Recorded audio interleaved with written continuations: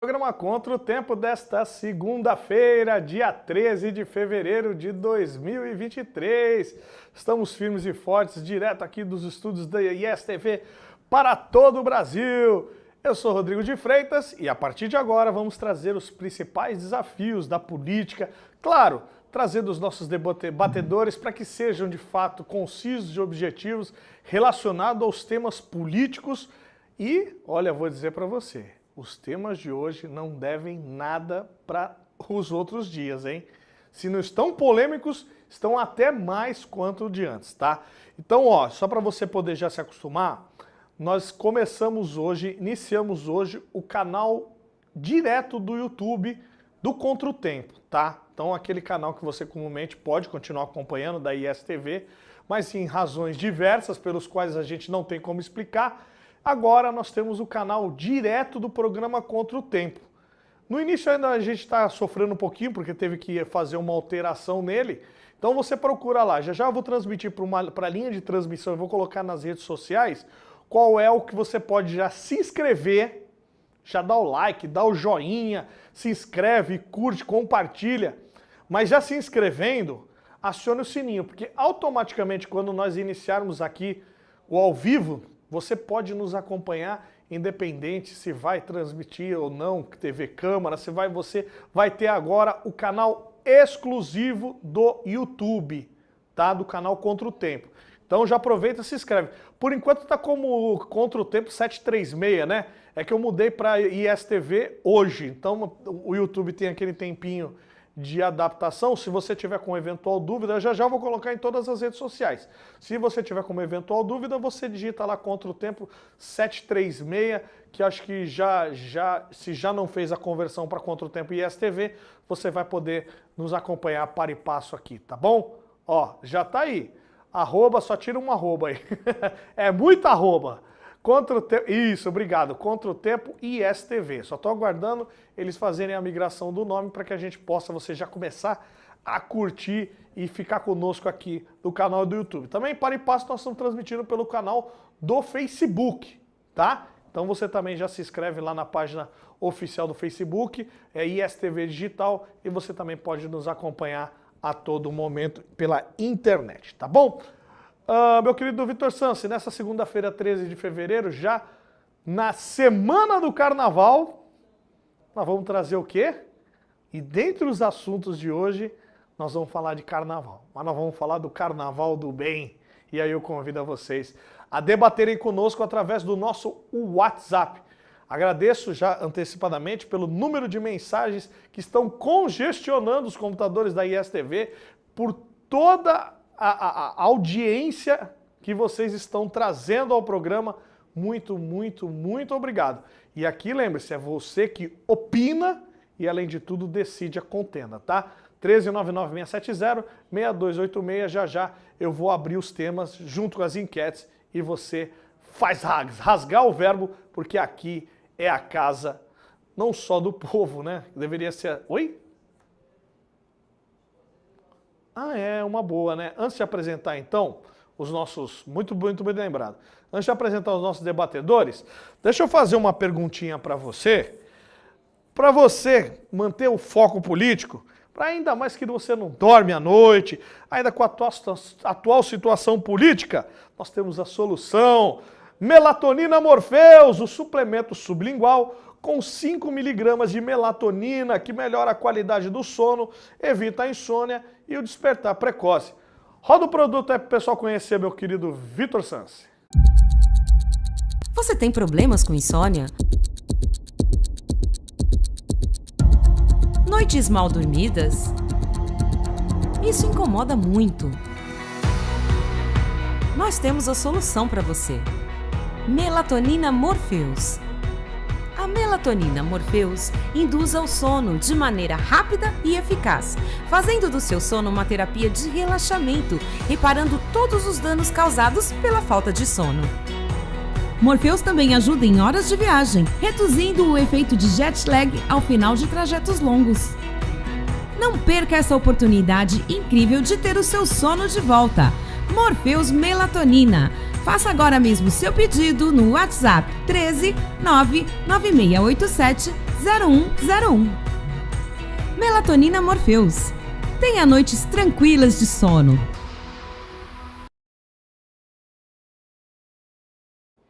Noites tranquilas de sono. Olha, para você, se tiver mais ou menos a mesma idade que eu, for um contemporâneo, não for um jovem como o Vitor e todos aqueles que estão ali fora, eu vou dizer para você, a gente precisa de uma noite bem dormida, viu? Eu fui dormir tarde neste domingo para segunda-feira. Meu, tô literalmente um cacareco, como dizem as pessoas da minha idade. A gente não consegue, eu pelo menos não consigo mais ficar sem o repouso merecido. Então, definitivamente, melatonina Morpheus para poder resolver os seus problemas e te deixar pleno no dia seguinte, tá bom? Ô Vitor, agora sim, vamos apresentar os nossos debatedores de hoje. Eles que trazem polêmica toda vez, mas sempre com uma boa informação, toda segunda-feira. Estão conosco nossa querida Eduarda Campopiano e Dr. Ayrton Cinto. Eduarda, boa noite, seja muito bem-vinda, querida. Uma excelente semana para nós. Ô, Vitor, não é... Só, vê se o teu som tá ligado, ô, Eduarda, só para a gente poder... Tá ligado? Vitor, não tá? Bom, já a gente tenta resolver o teu problema, aí eu tento voltar contigo. Ayrton Cinto, boa tarde, seja muito bem-vindo. Boa tarde já, boa noite, né, Rodrigo? Boa noite. É um prazer imenso estar com vocês novamente, prazer estar aí com a Eduarda e poder contribuir para esse debate importante que é a STV e que você faz aí para elucidar algumas questões sobre democracia, sobre política e sobre o nosso país. Muito bem, muito bem. Eduarda, vamos fazer o seguinte, enquanto eu anuncio lá os temas, você sai e entra de novo no sistema para ver se ele se resolve, tá bom? Vamos lá apresentar os temas de hoje, para a gente poder começar e dar o start no foguete de hoje. Ô, Vitor Sansi, vamos mostrar para o nosso povo daquilo que a gente veio, daquilo que a gente faz, a razão do nosso existir, a razão do nosso ser, a razão do nosso estar. Chegou a hora deles! Os temas de hoje. Construir narrativa. Lesa pátria. Negócio da China. Marchinha do amor. E nada popular. Vejam vocês como a democracia se faz justa, plena por divergentes, né? Se fala tanto da democracia, se fala tanto da divergência, se fala tanto das pessoas se sentirem representadas por essa sensação de democracia, nada mais explícita essa relação. Bom, a gente vai explicar no tema número 5, e se Deus quiser, Deus há de nos dar força para chegar até o número 5, tá bom? Vitor, tudo certo? Podemos dar o start? Ignição, tema número 1.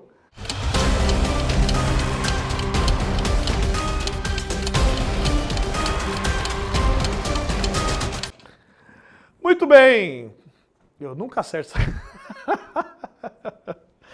Tema número 1, construir narrativa. Manchete. Quero que Bolsonaro tenha a presunção de inocência que nunca tive, diz Lula à CNN. O presidente Luiz Inácio Lula da Silva afirmou em entrevista à CNN americana que Jair Bolsonaro deve ser julgado de forma mais democrática possível, tendo o direito à presunção de inocência. Aspas. Eu sempre trabalho com a ideia de que todo mundo tem o direito à presunção de inocência. Ele tem o direito de se explicar para a sociedade e tem o direito de ser julgado da forma mais democrática possível, da forma que eu não fui, disse o presidente. Lula reafirmou que o mandatário deve ser condenado por genocídio e por mais da metade das mortes de Covid no país que aconteceram por irresponsabilidade do governo. Além disso, pontuou que Bolsonaro teria incentivado garimpeiros ilegais e seriam responsáveis também pelo que classificou como genocídio contra os Yanomamis. Em outro ponto da entrevista, Lula afirmou que Bolsonaro não tem nenhuma chance de voltar à presidência da República.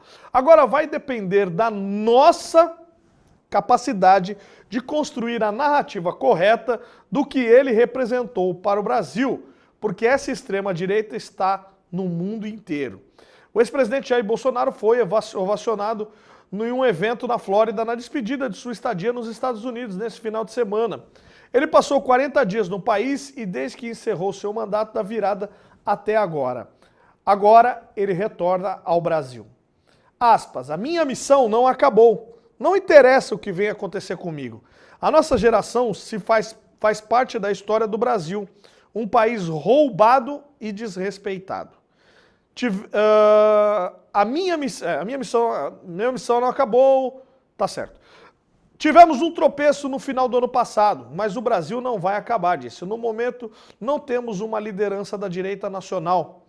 Temos regional. Esse pessoal vai crescendo. Nós vamos nos fortalecer. Nós voltaremos. Já abre também para mim, meu querido Vitor Sansi, a enquete.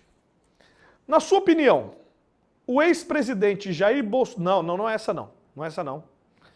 Eu vou por aqui, até tu se achar aí, tá? Você acredita que o presidente Lula, quando foi julgado em seus processos, também houve o respeito à presunção de inocência? Vou repetir. Ele diz que defende a presunção de inocência, algo que não ocorreu com ele. Você vai dizer se houve ou não. Você acredita que o presidente Lula, quando foi julgado em todos os seus processos, do sítio, do Petrolão, todos aqueles, também houve respeito à presunção à inocência dele? Hashtag acredito ou hashtag não acredito. Meu querido Vitor Sansi, vamos lá até os nossos debatedores, para a gente já poder começar a discussão. Eduarda, vamos ver se seu microfone está funcionando. Boa noite. Tudo certo? Agora sim. Aê! Que beleza. Boa noite, seja muito bem-vindo e uma excelente semana a nós, viu? Boa noite, o mesmo para vocês. Amém. Vou começar com você. E aí, o que você viu dessa narrativa? Eu acho que essa expressão chama muita atenção, né? Vai da narrativa que a gente construir para poder ver se ele vai voltar ou não à presidência da República. Ou seja, ele assumiu definitivamente, ele se perde um pouco nas palavras. Eu até trazia aqui na última sexta-feira que ele se enganou totalmente na questão de contexto, porque ele afirmou o emprego dessa frase com a utilização de uma expressão usada justamente no tempo da ditadura, que era Brasil, ame ou deixe. Ele utilizou isso para os Estados Unidos. Ou seja, descontextualizou toda a forma e empregou algo que era colocado durante o período do regime de exceção. Mas eu quero saber de você. E aí, o que você achou dessa entrevista do Lula e sobre essa questão aí dele não poder voltar à presidência da República e justamente sobre qual é o termo que eles vão utilizar para poder descontextualizar tudo aquilo que foi feito por Jair Bolsonaro? O Lula agora ele vai aproveitar todas as chances que ele tiver para se transformar em mártir, né? É o que ele sempre quis. Ele virou um mártir, ele virou um herói da esquerda que foi perseguido injustamente pelo juiz Sérgio Moro e pelo Deltan Dallagnol e bibibi, bobobó. Mentira, né? Mentira. Nunca deveria ter sido solto, porque inocentado ele não foi. Nunca foi inocentado, tá? Nunca deveria ter sido solto. Pela lei, ele nunca deveria ter sido permitido de concorrer a uma eleição. Então, ele ter vencido a eleição é o de menos. O erro não começa aí. O erro começa no fato de ele ter sido solto. Depois no fato de ele ter sido permitido a participar das eleições, mesmo já tendo estado preso. Aí agora ele vai querer ficar pagando de mártir, sendo que ele nunca foi inocentado. Ele nunca foi inocentado. O que aconteceu foi que julgaram que o crime não podia ter sido julgado em Curitiba, teria que ser julgado em Brasília. Então a gente vai ter que recomeçar tudo lá em Brasília. E como burocracia é o que mais tem no Brasil, acabaram, por causa da idade dele, acabaram parando o processo, não retomou. Agora me falha a palavra, o termo certo. Mas, enfim, ele não foi inocentado. Nunca houve o Lula é inocente. Não, o processo dele recomeçou. Simples, por questões de CEP, né? E foi engavetado por questões de idade. E aí, hoje em dia, o cara é presidente do Brasil. Olha só que bela zona que a gente vive, né? Agora, essa questão da narrativa é muito engraçado como ele já é um senhor de idade. Então é normal que ele vá cometer alguns deslizes, alguns atos falhos que acabam revelando as intenções reais por trás de alguma coisa. Esses tempos atrás, ele estava num evento com o Aloysio Mercadante e ele disse que narrativas, ainda que mentirosas, valem mais do que a verdade. E ele não está errado. Porque a gente vive num país onde não importa que tipo de mentira que você conte. Se fizer alarde, todo mundo vai dar atenção para ela, mesmo que ela seja apenas uma mentira, né? Que foi o que aconteceu inúmeras vezes durante o governo Bolsonaro. Começaram a falar que ele não queria comprar vacina, sendo que já tinha vacina comprada há meses quando esse boato começou a circular. É uma narrativa mentirosa. Infelizmente, ela importou mais do que a verdade. Então, o Lula não está errado quando ele fala isso, porque é a nossa realidade. Então, partindo do pressuposto de que ele sabe que narrativas mentirosas fazem mais efeito do que a verdade, ele aparece agora dizendo que eles vão ter que construir uma narrativa sobre o que o Bolsonaro fez. Eles não vão ter que espalhar a verdade sobre o que o Bolsonaro fez. Não, eles vão ter que construir uma narrativa. Construir. Eles vão construir uma narrativa sobre o que foi feito. Sob os olhos e sob a ótica deles. Então, eu acho que fica bem claro que o compromisso deles com a verdade é inexistente. O único compromisso que eles têm é com a mentira. Mas por que eles mentem tanto? Simples. Para subir nas costas de quem, infelizmente, não consegue perceber que eles estão mentindo, ganhar votinhos.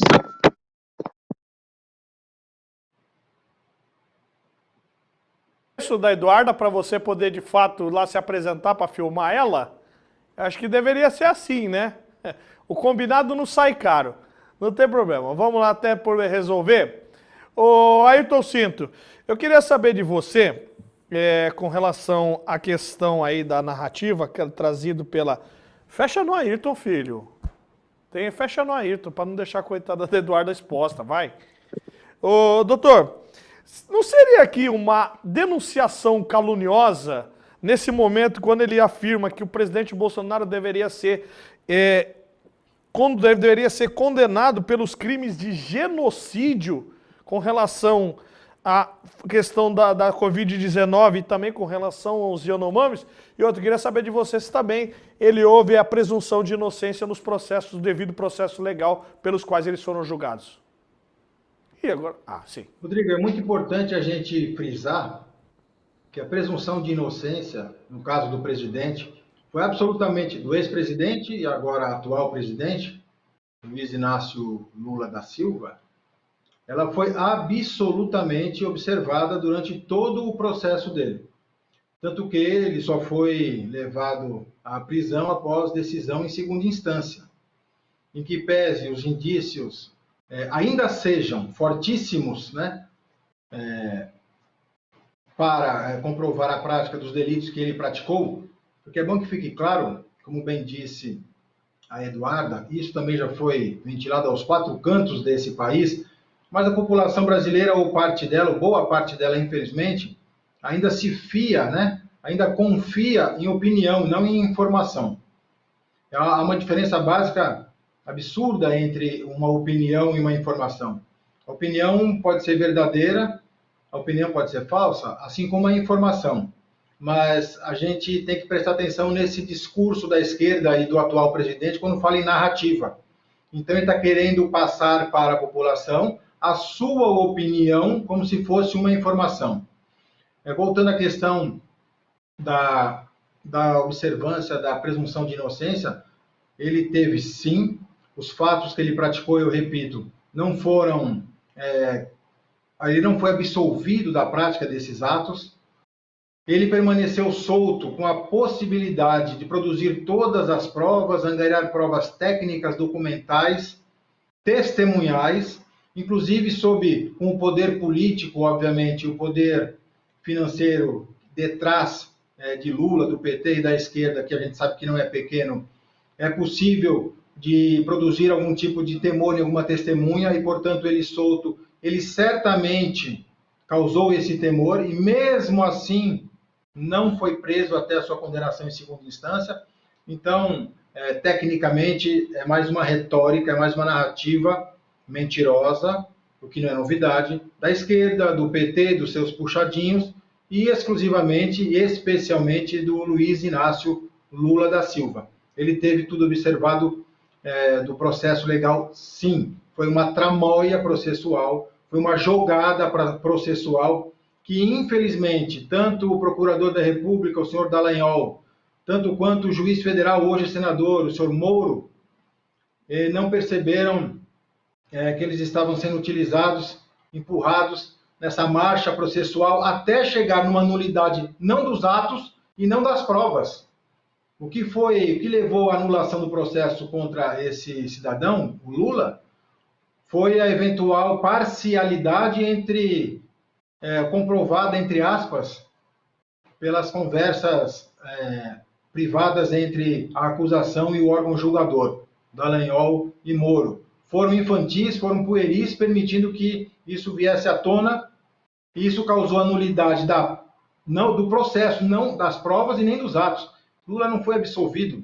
Lula continua sendo um criminoso que só não será processado, que por conta da idade, tudo calculado pela exímia banca de advogados patrocinada pelo PT e sabe por mais quem, sabe-se lá mais quem, conseguiu conduzir o processo de forma exímia, de forma brilhante, do ponto de vista técnico, para levar à prescrição. A palavra que a Eduarda queria alcançar aí, que acabou não se lembrando, foi a palavra da prescrição. Então, está prescrita a possibilidade, a pretensão punitiva em face do Lula por conta da sua idade. Tudo calculado, tudo perfeito. Essa questão que você me perguntou no começo aí da nossa fala, ainda não chegou na prática do delito de denunciação caluniosa por parte do Lula, e ele não fará isso, ele vai colocar alguém para fazer. Qual a diferença entre calúnia e denunciação caluniosa? Calúnia ele já praticou. Quando ele afirma ostensivamente que alguém, nesse caso, o ex-presidente Jair Bolsonaro, praticou o crime de genocídio, ele está acusando o presidente da prática de um delito gravíssimo que ele sabe que não praticou. Tanto não praticou porque, ainda que fosse provado que Bolsonaro tivesse responsabilidade sobre as mortes aqui da Covid no país, o que é um absurdo essa alegação, não caracteriza o crime de genocídio. O tipo penal não se encaixa. Então, Lula sabe que é mentira, mas ele está criando o quê? Uma informação como narrativa. E as pessoas uma opinião como narrativa, perdão. E as pessoas vão acabar entendendo isso como uma informação. Não faz diferença para a população. Se isso já tiver acertado dentro das colunas, dos corredores do Poder Judiciário mais alto, do mais alto grau nesse país, Bolsonaro vai ser condenado e vai ficar impossibilitado de disputar eleições. E aí a direita, os conservadores, quem é contrário a essa forma de governar, pensar e agir dessa esquerda, Lula e companhia, precisa procurar um substituto para Bolsonaro. Essa construção de narrativa é baseada justamente nessa história do genocídio. O máximo que ele poderia de fato responder seria com relação à negligência ou algo do gênero. Se ele não tomasse a previdência ou prevaricação. Claro, pode falar, Eduarda. Claro. Uma coisa engraçada, bem na hora que o meu tripé caiu, eu levantei para arrumar e eu descobri que já tinha chegado o tripé novo que eu comprei do Correio. Então, Glória! Agora eu tô com um tripé novo, tá tudo certo. Ó, se o cara do Correio não estiver fazendo Uber, tá beleza, viu? Coitado. Mas, então, é muito engraçado que todos os crimes que tentam imputar ao Bolsonaro são crimes que já foram praticados por várias outras pessoas, mas que para as outras pessoas não era crime. Por exemplo, pessoas morrendo na pandemia, certo? É uma pandemia. É óbvio que pessoas vão morrer, certo? Aí você tem diversos países onde o número de mortes foi até maior do que aqui no Brasil. O presidente desses países não é genocida. O Bolsonaro que é. No quadro dos Yanomamis, os Yanomamis passam por situações de fome há décadas. Nenhum outro presidente foi processado por genocídio indígena ou coisa do tipo. Apenas o Bolsonaro. Isso mostra que não existe nenhum interesse em resolver o problema de fato. É só arranjar alguém para tacar a culpa em cima, mesmo que essa culpa não seja dessa pessoa. Porque todos os crimes que estão tentando imputar para ele, que quando se trata dele são crimes graves, várias outras pessoas já fizeram e ninguém fizeram, né? Porque vítima de pandemia não foi feito por ninguém, é um vírus, ele mata. É isso que ele faz. Não tem como você atribuir isso a pessoas, né? Mas é muito engraçado essa dualidade de, não, várias pessoas fizeram a mesma coisa que o Bolsonaro, mas se o Bolsonaro, ou tiveram resultados semelhantes, mas se o Bolsonaro fizer, é crime, mas apenas no caso dele. É, justamente. E fala-se Rodrigo, perdão. Pode falar, doutor. Vamos lá. Peço perdão te interromper, só para não ficar favor. a minha explanação, Por favor. para os nossos milhares de telespectadores e telespectadoras, a diferença entre calúnia e denunciação caluniosa é muito importante. Calúnia é como é o que o Lula está fazendo em relação ao Bolsonaro, está imputando a ele a prática de um delito que ele sabe que não cometeu. Tem uma pena menor do que a denunciação caluniosa, que é um crime mais grave, apenado com uma pena privativa de liberdade mais grave, maior, que significa quando você movimenta o aparato estatal, ou seja, faz uma denúncia no Ministério Público, faz uma denúncia junto a um delegado de polícia, informando e movimentando o aparato estatal a respeito de uma calúnia. Se o Lula, exemplificando de forma simples, se o Lula chegar e for na delegacia, ou for lá no Ministério Público e falar assim, olha, o Bolsonaro praticou genocídio, eu quero que ele seja investigado. Ele pode ser processado por denunciação caluniosa. Ele ficar aí na rede social dizendo que o Bolsonaro praticou genocídio, ele responde por calúnia. Calúnia. Muito bem posto. O impressionante disso tudo é a forma como o Lula ainda tem a capacidade de querer contra-argumentar juridicamente. Se tem alguém que de fato foi beneficiado por chicanas jurídicas, esse termo chicana era utilizado muito pelo Joaquim Barbosa, que falava das chicanas, quando você acha a brecha da brecha para justamente consubstanciar. Ou seja, ele não foi inocentado, foi o que o Eduardo acabou de falar. O processo simplesmente foi remetido ao local onde eles identificam onde os atos foram praticados, que seria Brasília, a corrupção seria dado em Brasília, ou até levar em consideração que pudesse até ser em São Paulo, para você ver que como de fato eles acharam um subterfúgio para que isso de fato ocorresse. Agora vejam vocês, ele não só simplesmente teve o seu processo reconduzido pela questão do sursis etário, pela questão também do recomeço do processo, até você ouvir a nova oitiva de testemunhas, grande parte daqueles agora que com ele como presidente voltaram atrás, como até o próprio Léo Pinheiro voltou atrás dos depoimentos, grande parte das penas serão prescritas, e houve, não vamos dizer assim, houve uma celeridade anormal da nossa justiça. Não é que ela não deva ser praticada. Se ela fosse uma justiça séria, que como nós vamos colocar no tema número 5, os nossos magistrados não ficassem perdendo tempo, ao invés de perder, por exemplo, 14 anos para julgarem os processos atinentes a um certo senador chamado Renan Calheiros, que não desembrulhe processo desse cara de jeito nenhum. Há 14 anos e dessem a mesma celeridade com qual a justiça deu, eu acho que o nosso país seria muito melhor.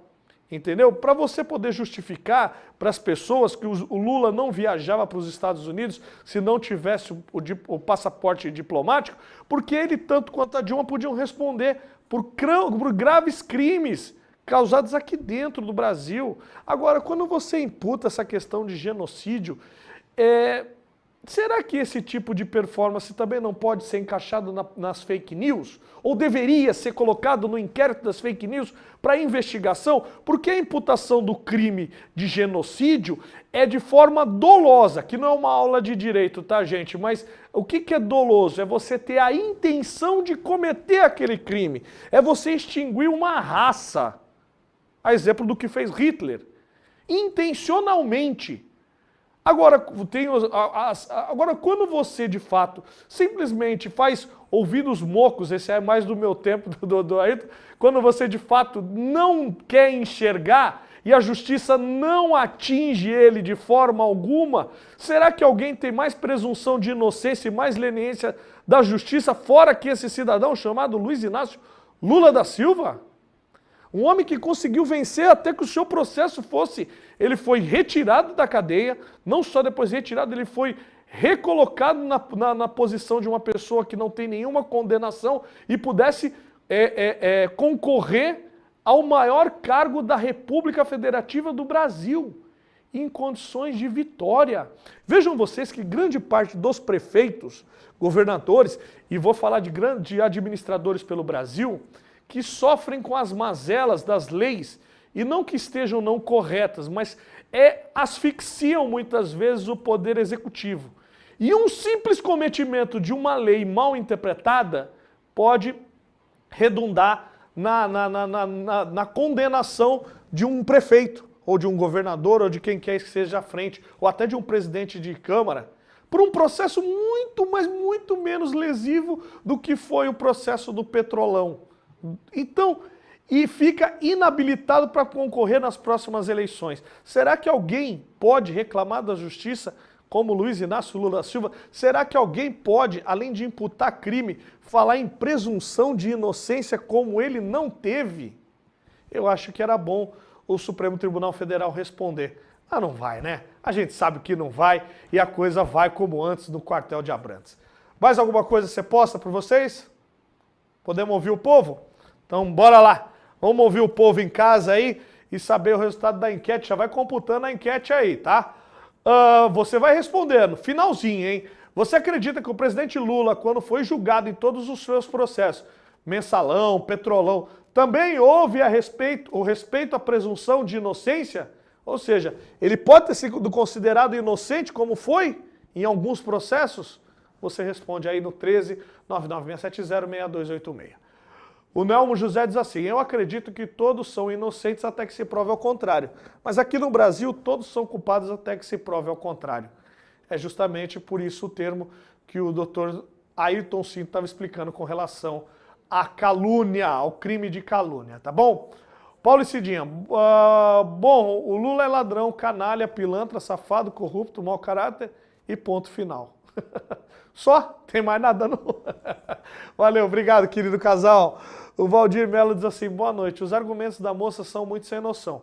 O título de genocídio se dá por aquilo que se deixou de fazer na pandemia e que resultou num grande número de mortes. Aos Yanomamis, é só ela ver as falas dele, Bolsonaro, e as atitudes que resultou no problema.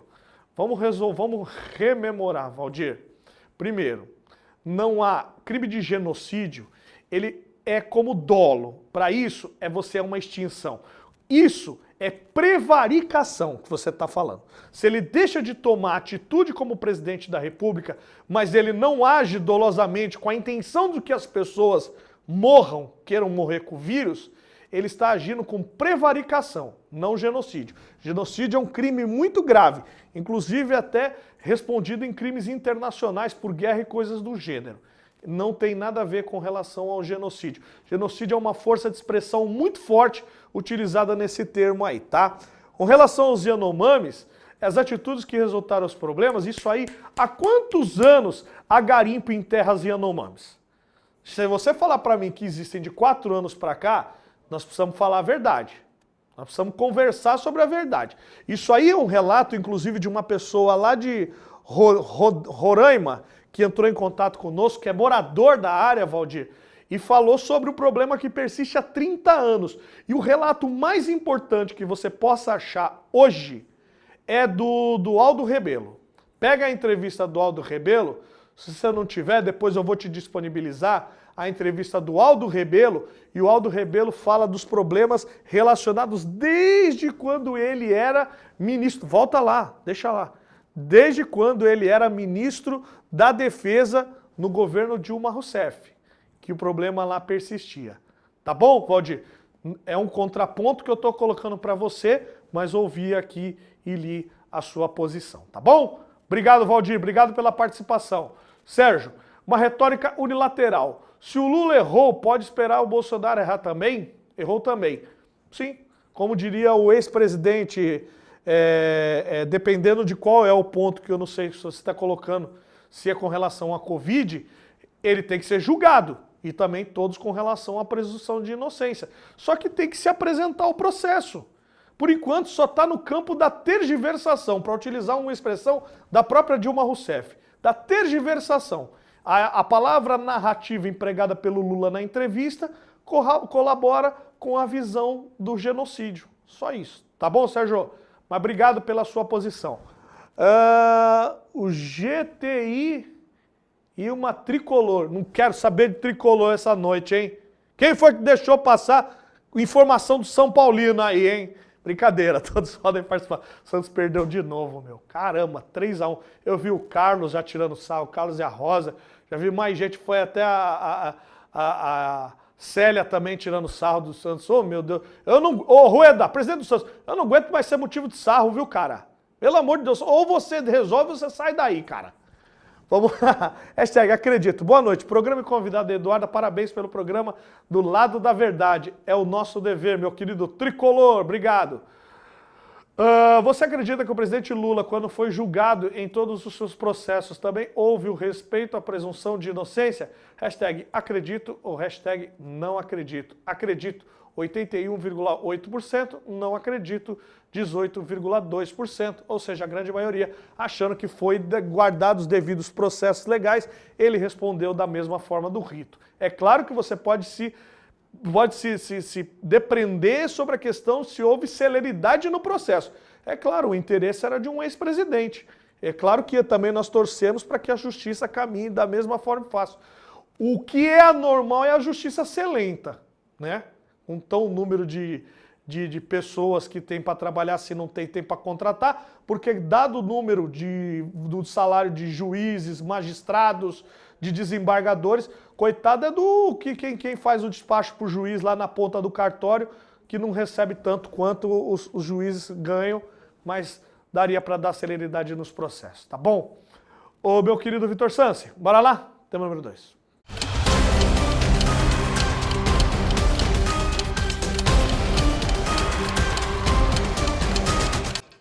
Muito bem, tema número 2, lesa pátria. Manchete. PT articula-se para reestatização da Eletrobras. Na semana passada, os deputados federais Érica Cocai, do PT do Distrito Federal, e Alencar Santana, do PT de São Paulo, protocolaram um requerimento para a criação da Frente Parlamentar Mista para a reestatização da Eletrobras. O movimento começou depois de o presidente Lula atacar a venda da empresa durante o governo Bolsonaro. Em um café com blogueiros de esquerda, o petista chamou a desestatização da companhia de bandidagem. Segundo o petista, foi algo errático e de lesa pátria.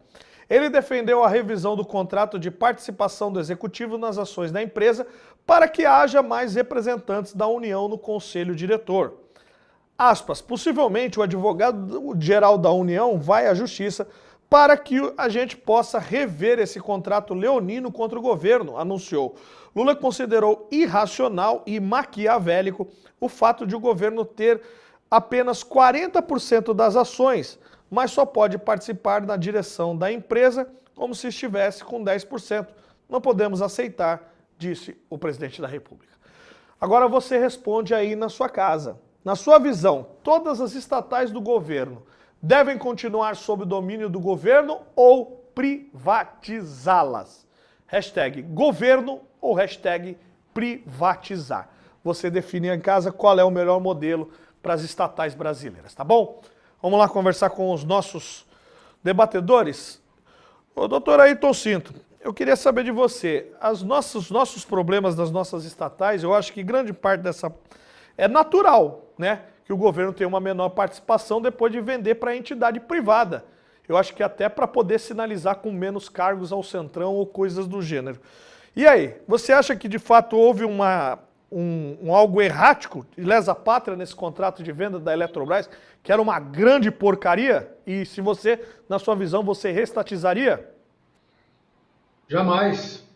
Jamais. A tendência é o Estado ficar menor, com menos obrigações, com menos responsabilidades, e para que possa cuidar efetivamente daquilo que realmente ele precisa estar e fiscalizar, como segurança, saúde, educação, é o básico, onde a fiscalização e a presença do Estado deve ser bastante eficaz e bastante intensa. Ainda assim, nós vemos que a área da saúde tem uma atividade privada imensa no país, a área de segurança também, a área de educação muito mais, mas sempre com a fiscalização estatal. Fora essas questões, fora esses ramos de atividade, essas especificidades de atuação no âmbito econômico, no âmbito administrativo, eu creio que não há necessidade da presença majoritária do Estado. A Eletrobras é um caso. Claro, é preciso que o Estado esteja presente como acionário, ou melhor, como acionista, melhor dizendo, para que tenha a possibilidade de votar nas assembleias, decidir caminhos, decidir, no caso da Eletrobras especificamente, aí o fornecimento de um serviço público de absoluta importância, de primeiríssima necessidade, até reconhecido pelo Poder Judiciário, a energia elétrica é serviço de primeira necessidade para a população. Isso não precisa nem muita explicação para que fique claro. Mas por que o PT, o Lula e seus puxadinhos querem a Eletrobras como absolutamente serviçal dos desejos famintos de governos de esquerda? Porque ele vai poder fazer o que fez com a Petrobras. Sem que houvesse fiscalização rigorosa, a Eletrobras teria passado por isso já. Houvesse o governo do PT, nesses 4 anos do Bolsonaro, e a Eletrobras não houvesse sido privatizada, a gente teria não um escândalo nesse período do Petrolão, que já foi. A gente teria o escândalo, talvez, o Eletrolão, que fica aqui consignada a minha previsão, espero que não aconteça, no sentido de que se o governo conseguir reestatizar a Eletrobras, ele vai conseguir botar a mão naquilo que ele pretende, que é nos contratos que envolvem a produção e a distribuição de energia, inclusive para fora do país, e com contratos bilionários, não são milionários, é mais ou menos no nível da Petrobras, para que ele possa colocar nos cargos quem ele quer, quem ele deseja, para que ele possa dar sequência na sua sede pelo dinheiro público, para que esse dinheiro público seja utilizado a bem de alguns privados, né? Isso está claro. Isso daí, essa narrativa de que, eu estou lendo aqui o texto aí que a produção passa para a gente, eu vejo ali que o Lula fala em lesa pátria, ele entende muito bem disso. Ele fala em bandidagem, não preciso falar nada. Ele fala em atos de irracionalidade, atos maquiavélicos. Disso o PT, a esquerda e o presidente Lula entendem muitíssimo bem. Portanto, será uma tragédia para o país, para o povo brasileiro, a Eletrobras ser reestatizada. Bolsonaro Oi? Tá. A Eletrobras, ela foi capitalizada em junho de 2022 pelo ex-presidente Jair Bolsonaro por pouco mais de 30 bilhões de reais. Na época estabeleceu-se o preço da ação de R$ 42 por ação. Minha querida Eduarda Campopiano, por um país que tem grave problema de distribuição de energia, nós temos um grande estado como o Amapá, que é totalmente independente dos outros estados. Para quem não se lembra daquele apagão que houve no estado do Amapá por conta de um problema que houve num reator lá, eu acho que aquilo tudo que mais que o Brasil precisa de melhoria é a questão da linha de transmissão. E você retroceder para essa falta de investimento que tanto persistiu durante tantos anos é algo que caminhar 30 passos atrás, né? E a sua visão, Eduarda? Exatamente isso, Rodrigo.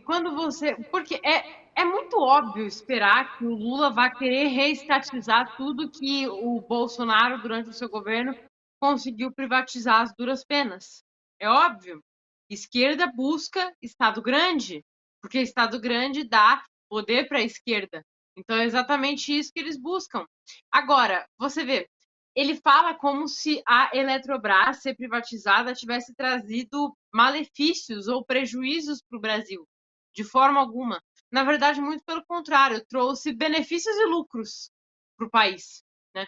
Eu já sou até um pouco mais radical, eu já acho até estranho o governo ter 40% das ações, o Estado, né? Eu já acho que nem deveria ter. Porque o que acontece? Tudo que se baseia em empresas privadas é melhor. A gente já tem que pagar a energia que a gente usa. Não é como se fosse um serviço gratuito. A gente paga. A conta de luz chega todo mês. Ela sendo privatizada, a gente continua pagando. A diferença é que o serviço produzido é melhor. Por que o serviço produzido é melhor? Porque empresas privadas possuem estímulo para fornecer um bom serviço. Afinal, elas estão em jogo, a própria empresa está em jogo. O Estado não está em jogo se ele faz um serviço ruim. Tem-se visto o Correio. O Correio é péssimo, mas é estatal. Ele não tem concorrência. Ele não vai perder espaço no mercado se o serviço dele for ruim, porque ele continua sendo uma das únicas, se não em muitos casos, a única opção. Então ele não tem incentivo nenhum para fazer um serviço decente. Agora, quando você privatiza uma empresa, e melhor ainda, se você abre para concorrência, você estimula bons serviços pelos menores preços, sabe? Então, assim, você privatizar é o ideal para conseguir garantir um serviço melhor, porque a empresa, ela teme pela reputação dela, ela teme pela posição dela no mercado, então ela quer fazer um serviço bem feito para se manter, porque ela tem muita coisa a perder, diferente do Estado, que não tem nada a perder se fizer um serviço ruim. As pessoas vão continuar usando, as pessoas vão continuar pagando e ele vai continuar cobrando e o serviço dele vai continuar horrível. Então, você privatizar resolve muitos problemas exatamente por conta disso. Por mim, não teria nem que apenas privatizar. Teria que privatizar e abrir o mercado para concorrência. Justamente. Acho que até dado de graça seria investimento. Ainda conseguiu privatizar e conseguiu capitalizar sobre aquilo que é ruim. Vejam vocês, o nosso sistema elétrico, se começar esse período, nós estamos no período de verão, onde tem as chuvas torrenciais. Se acontece alguma coisa, um vento, a primeira coisa que faz é cair a energia. Aí você vai ligar lá e vai dizer assim, qual é a previsão da retomada? Olha, senhor, a previsão é tal. Aí você vai pegar e recorrer, porque se você trabalha, hoje se fala em home office, por exemplo, os nossos convidados falam não do estúdio, da casa deles ou do escritório deles, da onde vão entender. Agora você imagina se falta energia agora, como é que você faz o programa? Hoje o mundo é globalizado, é tudo feito pela internet. Se você tiver um problema com a internet, você sabe onde buscar. Ele sabe onde tem que buscar, porque tem pago por uma empresa para ter o valor par e passo. Agora, vai você entrar na fila para reclamar, por exemplo, da empresa que fornece energia por aqui. Vai lá reclamar na ANEEL para ver se de fato a agência reguladora presta o serviço adequado para e passo. Eu vejo prefeitos, eu vejo autoridades reclamar dessas empresas e nada acontecer em razão dos milionários contratos pelos quais eles possuem. Você lembra da Telebrás, Rodrigo? Lembro. Era Telebrás o nome, né? Telebrás, que era antiga. Ninguém queria que privatizasse. Né? Ninguém queria. O pessoal mais à esquerda era tudo contra a privatização da Telebrás. Hoje em dia você só pode escolher entre Vivo, Claro, Oi, etc. por causa da privatização da Telebrás. Sim, sem dúvida alguma.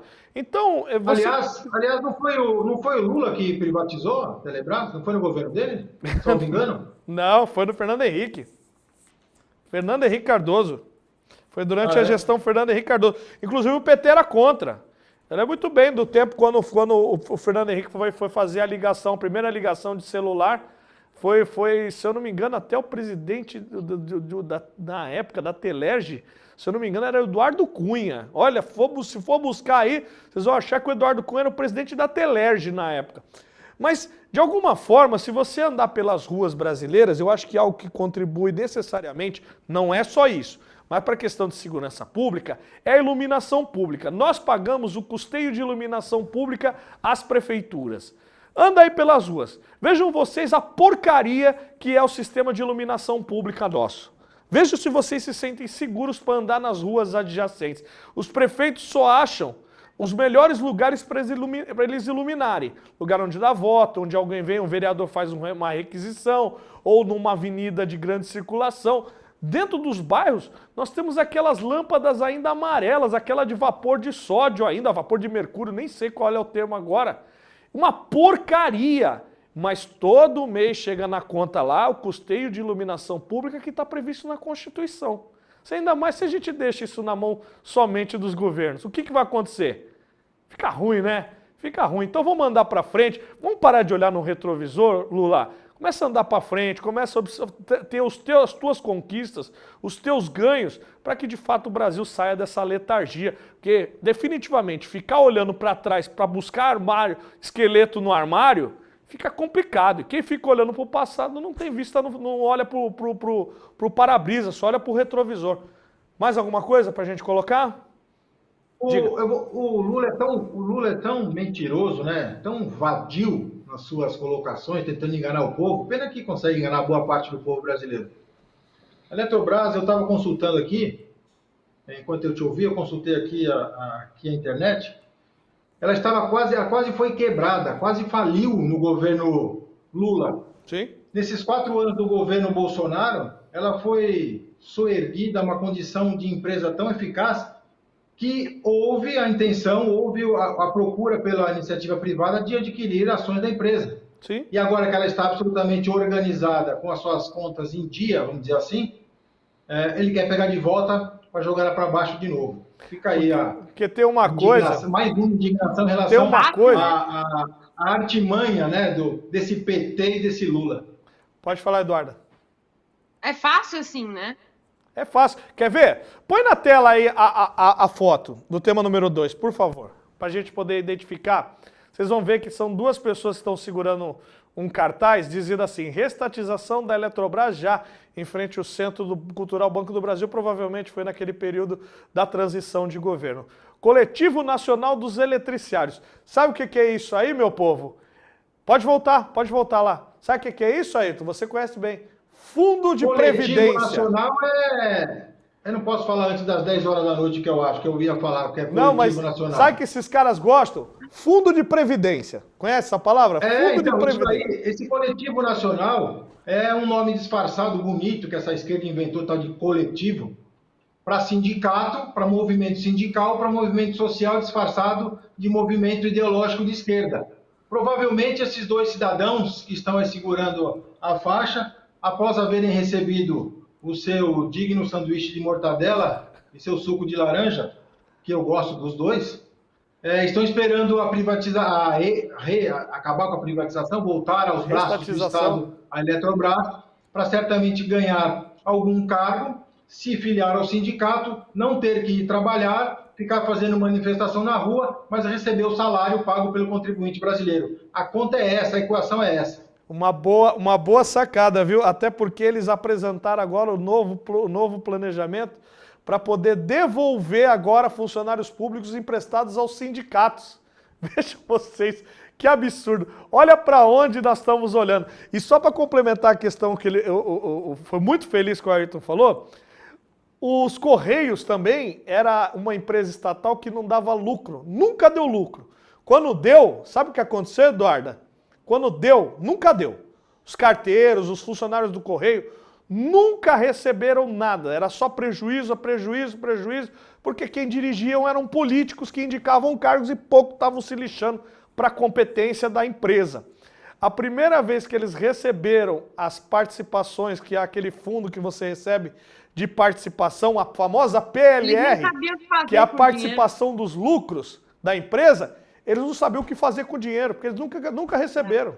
Ou seja, dá para fazer com muito menos, né, gente? Muito menos.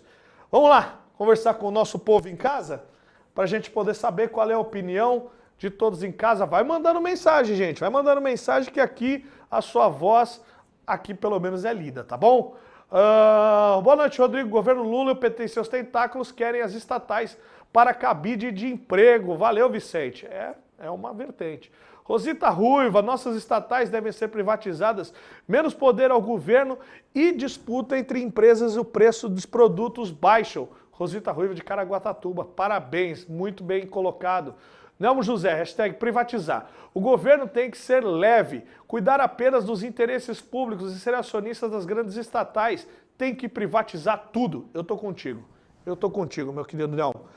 O Valdir Melo diz assim: muitas vezes o governo sucateia para justificar a privatização. Assim ele se livra e ainda lucra nos impostos da empresa, mas esses impostos não são remetidos ao governo, são justamente praticados nas ações do governo, mas pode ser que você tenha razão. Eu acho que grande parte dessa colocação foi feita no tempo quando vendeu-se o Banespa. O Mário Covas, que fez a privatização do Banespa na época, foi acusado muitas vezes desse sucateamento do banco. Bem colocado. Obrigado, querido. Sônia Maria, lá de Praia Grande, privatizar, porque ao menos se ele meter a mão, o lugar de ladrão é na prisão. Sônia Maria, valeu, Sônia Maria. O Tricolor manda assim, privatizar para melhorar os serviços, mais emprego. Valeu, querido, obrigado.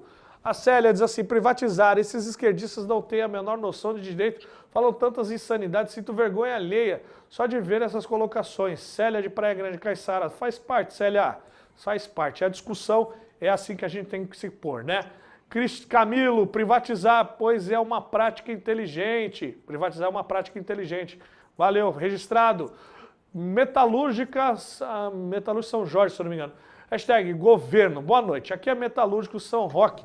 Mas acredito no modelo livre que a empresa poderia produzir e vender energia elétrica. Mas nas empresas são públicas, devem continuar públicas. Essa é a colocação da Metalúrgica lá do meu querido. Obrigado. Na sua visão, todas as estatais do governo devem continuar sob domínio do governo ou privatizá-las? Hashtag governo ou hashtag privatizar? Hashtag governo 15,4%, privatizar 84,6%. Muito, muito, muito obrigado a todos vocês. Ô Vitor, vamos caminhar forte? Bora lá! Tema número 3.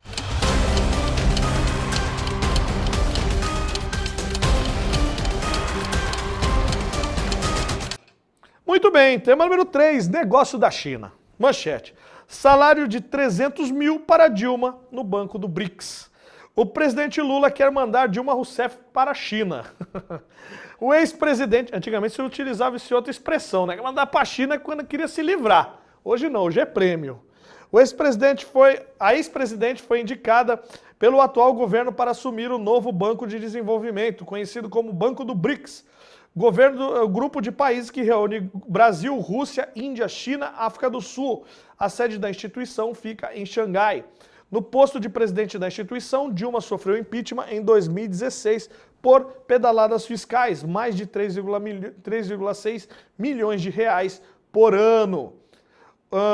O salário do atual presidente vai ser nessa instituição de quase 300 mil reais por mês. Quer dizer, 3,6... Eu embananei tudo aqui, então vamos voltar. No posto de presidente da instituição, Dilma, que sofreu um processo de 2016 por pedaladas fiscais, deverá receber um salário de quase 300 mil reais por mês, mais de 3,6 milhões por ano. Para a manobra dar certo, o ministro da Fazenda, Fernando Haddad, está articulando a demissão do atual chefe do banco, Marco Troio, e está no cargo desde 2020 e tem mandato de 5 anos. O economista foi indicado em 2020 pelo ex-ministro Paulo Guedes. Põe já a enquete aí, por favor. Mesmo depois de todos os números ruins da economia durante a presidência de Dilma, é justa a sua indicação ao Banco do BRICS? Hashtag justo ou hashtag injusto? Você decide a partir de agora.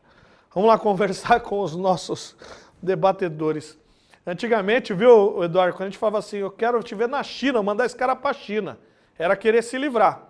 Agora não, é dar asas à companheirada. É tentar de alguma forma retribuir, acho que aquele esquema do Bessias que tem um cargo no governo Lula, né? É o que iria entregar, que era Messias, que é Jorge Messias, mas que a Dilma estava constipada e virou Bessias. 300 mil, um bom salário, né? E o pior, vai fazer uma manobra para demitir alguém que foi indicado, um economista que está prestando serviço lá, para indicar alguém que fracassou na matéria econômica do Brasil? Contrassenso, né, minha querida Eduarda Campopiano? Eu acho que essa situação da Dilma é um retrato perfeito de como as políticas do PT funcionam.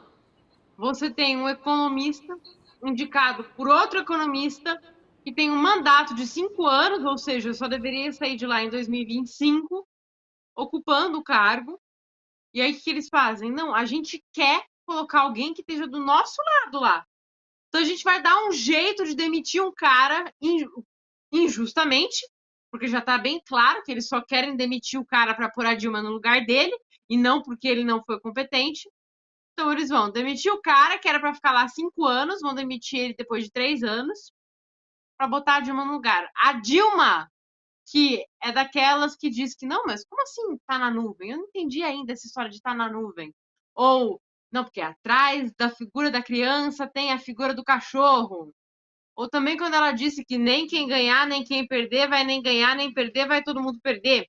Esse é o nível de discernimento da Dilma. E vai lá para ganhar um belo salário de 300 mil reais, né? Para não dizerem que a gente está espalhando notícia falsa, vamos falar, não é 300, tá, gente? É 290 mil, olha só que diferença. Não é 300 mil reais, 290 mil. Mas para mim, é um grande retrato de como o PT age. Você tem uma pessoa competente, indicada para um cargo que faz jus à área que essa pessoa atua.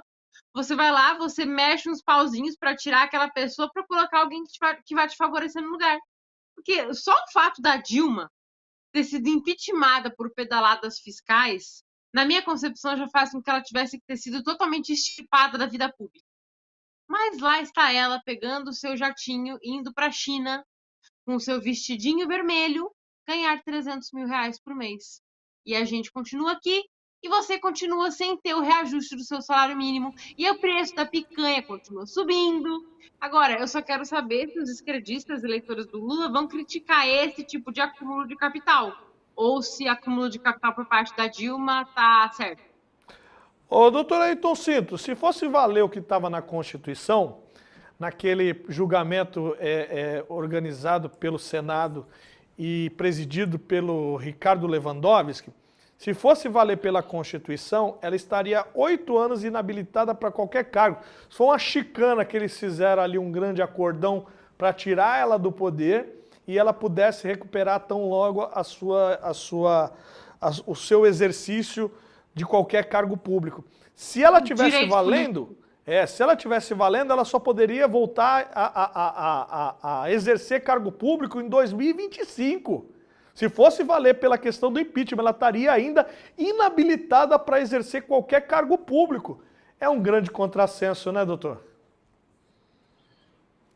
Esta mulher, a Dilma, ela perdeu o cargo, ela foi afastada, recebeu, né, a sentença de impedimento de continuar à frente da presidência da República, apesar de eleita e reeleita, por haver ferido as regras financeiras, contábeis, no exercício da sua atividade relacionada ao uso do dinheiro público. E agora ela vai ganhar de presente, apesar da absoluta incapacidade mental, política e pessoal dessa senhora, e que isso é uma opinião minha, com base no que eu já ouvi sair da boca dessa senhora, da Dilma, ela vai ganhar de presente é mais ou menos um presente. Eu tenho uma convicção, tenho um pensamento, viu, Eduarda, Rodrigo e os telespectadores e telespectadoras, no sentido de que ela é uma bomba relógio para o PT. Ela não é muito bem vista e bem quista no PT, e muito menos ela tem bom relacionamento no STF.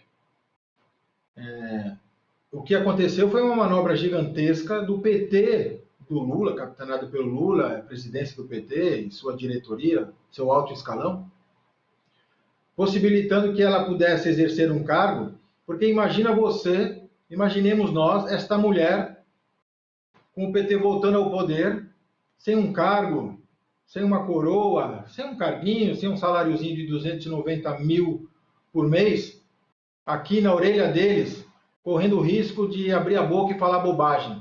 Porque ela é meio destrambelhada, ela fala, né? Na verdade, eu penso que não foi só um presente para ela não, viu, Rodrigo? Foi uma manobra que misturou aquela história de você matar 2 coelhos com um tiro só. Ou matar 2 burros, 2 mulas, 2 jegues com um tiro só. A gente vai ajudar uma companheira, né? Que para eles ela é isso. E ao mesmo tempo nós vamos deixar ela bem longe, para que ela fique longe lá e não cause nenhum problema aqui, porque ela é uma bomba relógio para o PT. O PT sabe disso, o Lula sabe disso, e a prova disso é ao fim do mandato, chegando perto ao fim do mandato do segundo governo do Lula, ela era a 13ª, em homenagem ao Partido dos Trabalhadores, talvez a 13ª opção para sucedê-lo. A gente sabia que havia figuras muito mais importantes, muito mais amadas, idolatradas e protegidas pelo esquema da esquerda, do PT e da ideologia, como José Dirceu, Buchiquem, Mercadante, entre outros, uns até que foram assassinados, enfim, para seguir a carreira aí do Lula após o fim do segundo mandato, porque não haveria possibilidade de reeleição. Caiu no colo da Dilma, a contrário do senso da maioria dos petistas, seja da ala radical, da ala mais maneira, se é que tem ala mais suave no PT, a gente sabe disso. E ela conduziu de uma forma muito diferente do que o PT e o Lula quis. Ela, a meu ver, não é amiga do Lula, é uma bomba relógio para o PT, e o PT deu um cala-boca para ela muito substancial, né? Você morar na China com todas as regalias e ainda 300 mil reais no bolso todo mês. Eu acho que é uma vergonha para o país, mas o país, infelizmente, está se acostumando com essas vergonhas vindo da política central.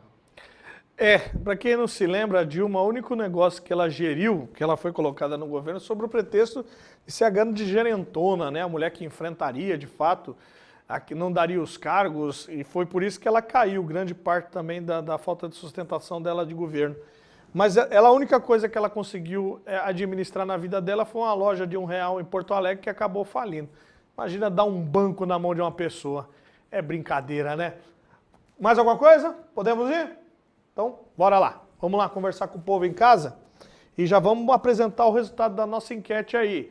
Mesmo depois de todos os números ruins da economia durante a presidência de Dilma, é justa a sua indicação ao Banco do BRICS? Hashtag justo ou hashtag injusto? O Rogério diz assim, injusto. Na minha opinião, a Dilma deveria fazer o discurso em teatro, comédia stand-up, risada garantida, o seu dinheiro de volta. Rogério de Praia Grande, é verdade. O atual presidente do BRICS não é obrigado a sair.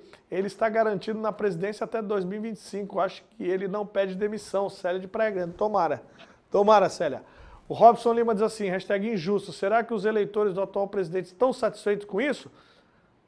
Absurdo, concordo. O Valério de Araújo diz assim, injusto. A pessoa falhou como ministra de Minas e Energia. O Banco do BRICS faz muitas operações no setor. Não se esqueçam do apagão de 2014 e 2015. Parabéns, Valério. Perfeita a sua colocação. Meu querido Márcio lá de São Vicente. Nunca foi tão prazeroso e lucrativo ver que é o mandato indo para a China e desrespeitoso e de grande prejuízo para quem o manda. Boa colocação. Valeu. Radar diz assim, injusto. Boa noite, Rodrigo. Isso é o início das tretas. O leite está gordo neste momento chuvoso. Quando vier a seca, nós vamos bancar novamente. Valeu, valeu, Radar, obrigado. E o Márcio volta assim, tudo isso é um grande paradoxo dentro de um grande pesadelo que estamos vivendo, quando seremos verdadeiramente libertos das garras desses petistas. Só Deus. Valeu, registrado, Márcio, obrigado. Edmar Ribeiro. A estratégia é sua desvalorização do real. Isso que é o projeto da moeda sul-americana, que Deus nos proteja. Amém, Edmar, obrigado. Mesmo depois de todos os números ruins da economia durante a presidência de Dilma, é justa a sua indicação ao Banco do BRICS? Hashtag justo ou hashtag injusto? Justo, 9,1%, injusto, 90,9%. A grande maioria em favor da meritocracia. Muito, muito, muito obrigado a todos vocês. Meu querido Vitor Santos, estamos em cima do tempo? Então, bora lá caminhar. Tema número 4.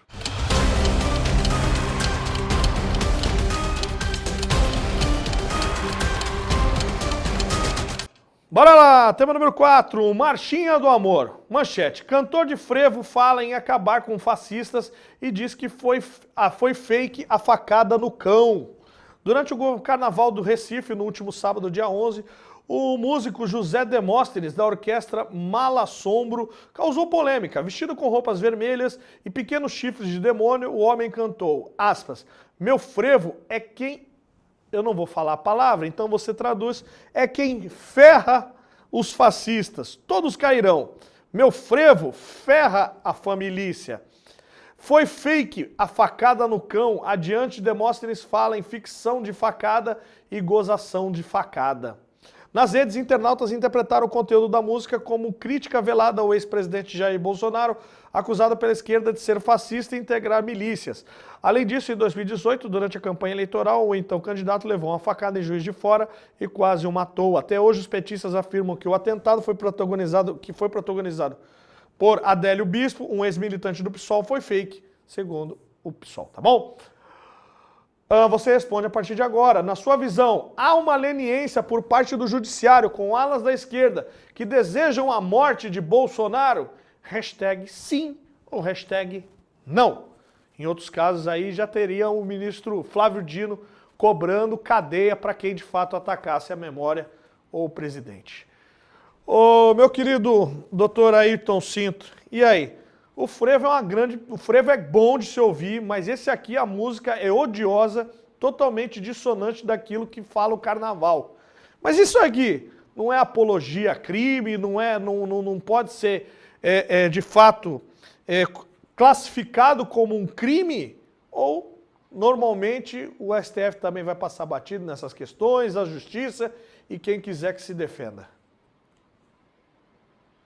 Rodrigo, existe um projeto de lei já aprovado nas comissões todas lá da Câmara Federal, que eu tive a honra de ser o subscritor, a pedido de um deputado federal em 2014, por conta daquele caso da Fabiane de Jesus, aqui no Guarujá, aquela moça que foi confundida com uma bruxa que sequestrava crianças para fins de rituais de magia negra. Eu fui contactado por um deputado federal à época, perguntou o que poderia ser feito, eu falei que dali para frente alguma coisa para prevenir, dali para trás muito difícil, porque não havia legislação para coibir o uso da rede social, por exemplo, na incitação à violência, incitação à prática de delitos. Deixar claro que já existe no Código Penal a figura do tipo penal, um crime específico de você incitar alguém à prática de um delito.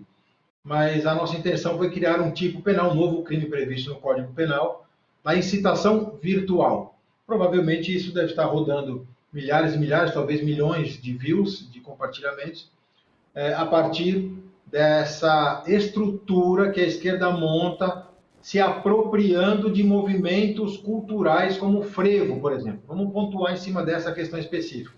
O frevo, que tem a sua origem aí de uma atividade cultural enraizada no povo nordestino, especificamente o estado, a minha memória me traiu, depois vocês no Recife, no estado de Pernambuco. Recife, né? Pernambuco.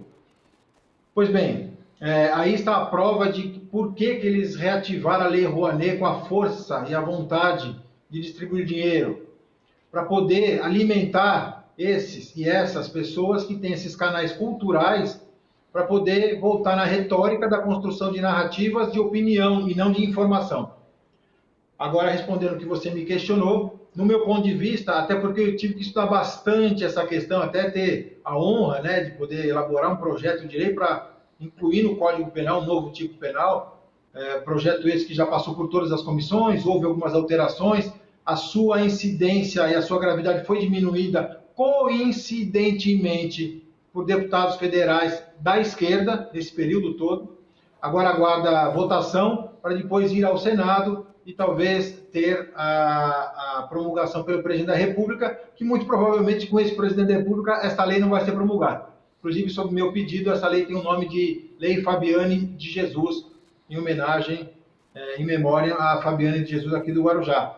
Então, é clara a intenção desse cidadão, José Demóstenes, da orquestra Malassombro, em incitar a população a criar uma informação errada quanto aos fatos e incitar a violência em face, aí sim, de um grupo. Aí nós estamos começando a chegar perto do que é um genocídio. Porque se o povo sair na rua e falar assim, eu vou atrás de quem é fascista, né? Primeiro que esse cidadão não sabe nem o que é fascista, eu tenho absoluta certeza que não sabe nem a definição.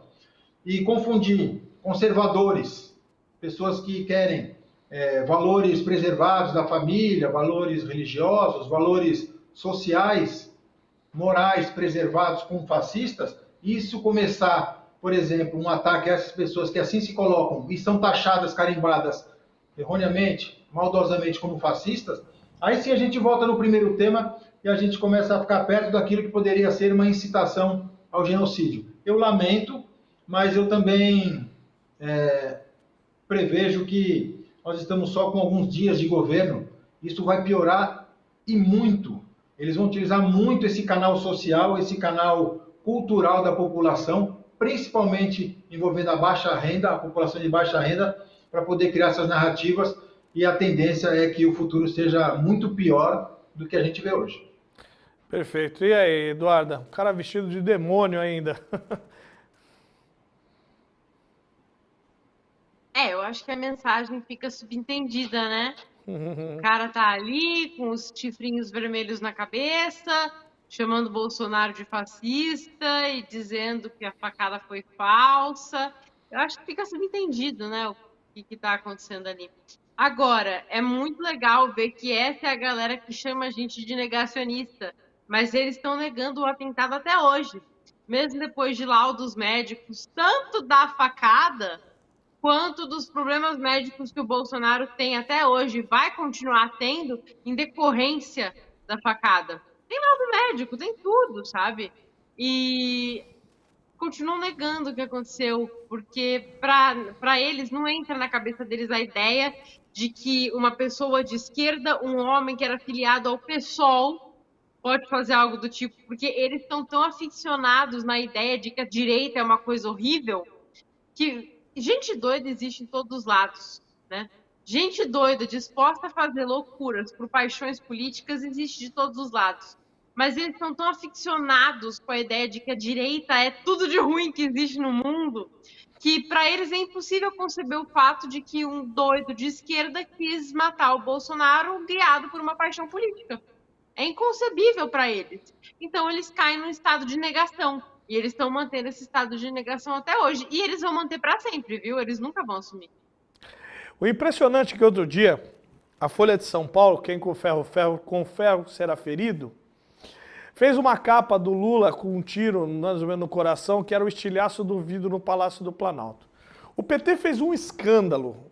Queria que a Folha fosse colocada no inquérito, respondesse o inquérito, porque aquilo ali era sim uma incitação à violência e coisa do gênero contra a figura do presidente da República e coisas do gênero. E o STF inúmeras vezes, vem lá o Dino, né? E, não, quem atrelar e putar crime ao presidente também vai ser, quem chamar o Lula de ladrão vai ser responsabilizado, vai ser criminalizado e coisas do gênero. Eu entendo que eu vi uma mensagem aí posta dizendo que se faça uma representação pessoal. Eu concordo com você, a não utilização do aparato estatal para esse fim. Concordo, se de fato fosse assim. Se o judiciário agisse dessa forma, não para e passo como o Alexandre de Moraes faz, que cada um que denota contra o presidente, ele vai lá e dá um jeito de incluir no inquérito de fake news. Uma pessoa como essa, um doente como esse, porque se alguém faz uma coisa contrária, um cara que incita a violência, atribui, fala que a facada foi colocada de forma errada, o que é um cidadão desse? O carnaval que é utilizado para instrumento de vários, como o próprio doutor Ayrton acabou de mencionar, será que arregados pela questão da Lei Rouanet e muito pela questão do ódio partidário, do político partidário, será que passa-se em brancas nuvens? Isso não é um atentado à democracia, senhores integrantes do grande consórcio, extinto consórcio? Quer dizer, só quando é contra o Lula, contra figuras da esquerda, contra figuras da direita ou do centro, tá valendo tudo. Pode-se fazer o que bem entender e o que quiser. Eu acho que essa forma da construção da narrativa, e a gente volta lá no tema número 1, é aquela velha história, né, Eduarda, do nós contra eles. peremptoriamente do nós contra eles. Nós somos a turminha do amor, nós somos a turminha que acabamos com a violência, mas incitamos a violência e nada conosco acontece, né?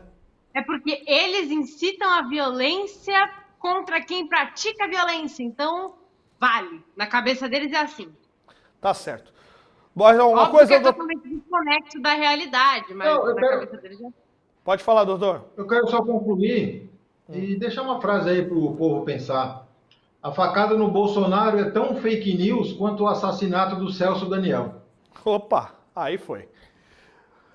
Gente, muito obrigado por ter participado. Doutor Ayrton Cito, até a próxima oportunidade.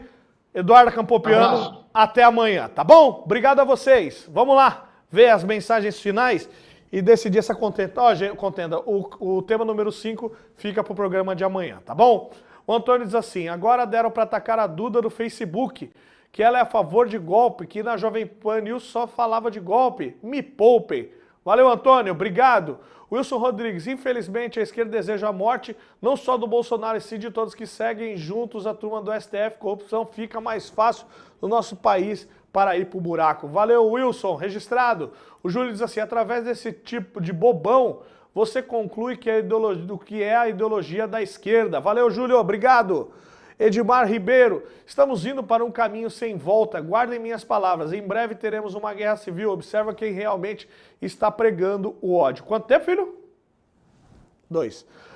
Rosita Ruiva, a direita não pode nem pensar em fazer um risco sobre a esquerda, que é atacada, agora eles atacam a esquerda dos piores jeitos possíveis, e aí tá tudo certo, né? Aff. Seja bem-vindo, obrigado, seja bem-vinda. Essa rede TV do Bolsonaro chega a ser ridículo com um puxa-saquismo. Infelizmente o Bolsonaro só será conhecido pelos seus bordões, sendo uma piada que é as frases do imbrochável e ainda tendem a chamá-lo de mito. Essa é a sua opinião, tá feito o registro aí, o futuro vai julgar a sua frase, tá bom? Na sua visão, há uma leniência por parte do judiciário com alas de esquerda que desejam a morte de Bolsonaro? Hashtag sim, 71,4%, hashtag não, 28,6%. Quero agradecer imensamente a todos vocês que participaram conosco das melhores formas, trazendo a sua opinião e a verdade. Lembrando-se, se inscreva lá no nosso novo canal, hein? @Contra o Tempo ISTV, é tudo caixa baixa, tá, filho? Depois precisa corrigir aí. Caixa baixa. @Contra o Tempo ISTV, é o nosso novo canal do YouTube. Já vai lá, se inscreve e aciona o sininho para quando nós estivermos ao vivo, você recebe a notificação para você, tá bom? E dizer a você, gente, a gente lê todas as mensagens e todas as enquetes. Por quê? Porque nós não somos donos da verdade, não. Nós somos apenas 3 pontos de vista levados em consideração. Fiquem todos com Deus, sigam na programação da ISTV e até amanhã, ao vivo, às 18 horas. Tchau!